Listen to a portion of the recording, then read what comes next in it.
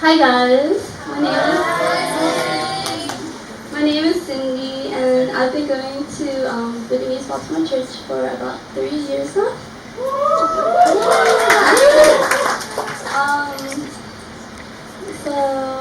Um, let's, before I met you guys, I used to live in California, and I moved a lot when I was younger, so I never stayed in a place for more than a year and a half, basically. But over the years, I guess I developed like um, this hardened heart for people, and I try when I got older, I started working in meals, and I started making a lot of money, and I eventually pushed like all my friends to the side, and I just focused on work, money, and buying things, and I thought that would satisfy me, right? Eventually, I found out that didn't satisfy me, and just looking back at my life, I had a lot of friends, but I didn't care much about them, and I started wondering, like, what's the purpose of all this? Like, what am I living for?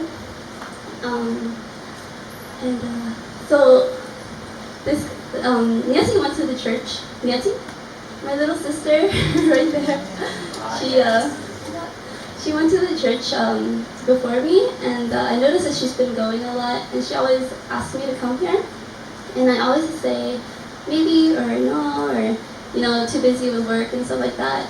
And I remember she used to be a really bad reader. Like she would stumble in every word, but I noticed that she started reading a lot out loud on her bed. And one day I just walked inside and I was like, hey, what are you reading? And yes, she was reading a book by Joel Osteen. You guys might know him. He has a bad rap, but but I was like just curious, so I picked up the book and I started reading it, and it was a story about this woman who would have breakfast every morning with her husband, and she would look outside the window and she would see this lady like hanging up her clothes every week. And every time she would see that woman, the clothes would look so dirty, and the woman always like complained to her husband. And be like, why is this lady like always washing her clothes? Like, what's the point? All her clothes are so dirty. Eventually, over weeks, she looked outside the window and looked at the clothes and was like, hey, this woman's clothes is so clean now. Like, she finally knows what to do. And the husband looked at her and was like, are you sure, or is it because I washed the windows this morning? And from that, I was like, wow, it was never that the neighbor's clothes that were dirty, but it was her vision, like her perspective, the wife's perspective. And from reading that, I was just like, maybe it's not people's fault. Like I developed a hate for people, and I was like, maybe it's not their fault. Maybe it's the way I think. Eventually, I started to go to the church, and I still held that mentality with people, and it like burdened my heart. But eventually, I grew to love you guys, and we've all been through so much together, individually and spiritually, and it's been such a great blessing to see you guys from our church from being so little to growing this much. So that's just the backstory of me. Tom and I have been through a lot, and he is really, because criticism, right? It hurts, but like the way I was back then, when anyone criticized me, I would draw away, or I'd run away, or be like, oh, you're wrong. I'd be very prideful, but he really kind of forced me, and like other people around me to just notice things about me that I didn't see, that I was blinded to. And I think as people, as Christians, it's something that we have to go through in order to grow with God. Um, yeah, so that's part one of my testimony. Wait, no. But the thing I wanted to talk about today is just growing up as a Christian. I never understood why. I kind of thought maybe if you're put into a Christian family, you're just a Christian. You know, I didn't understand that there was a relationship with God. And recently, my mom told me a really powerful testimony, and it really it helped me understand that, you know, you're not just a Christian just because, or you're not raised a Christian just because, or you don't encounter certain situations. You know, it's no coincidence, basically. So my mom, I told some of you guys the story already, but my mom, when she was back in Vietnam, when she was little, her dad, he was really sick. He was sick all the time, and they were Buddhists.